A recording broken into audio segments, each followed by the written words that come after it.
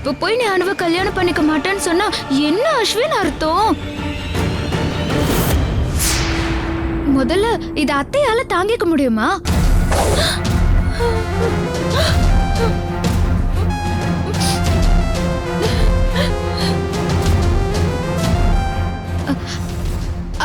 என்னது?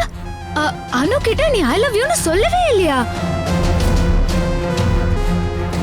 அவ செத்துருவேன்னு பிளாக்மெயில் பண்ணி உன்னை சொல்ல வச்சாளா?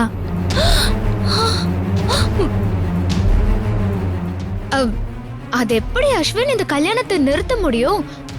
நீங்க வா, நம்ம பேசிக்கலாம்.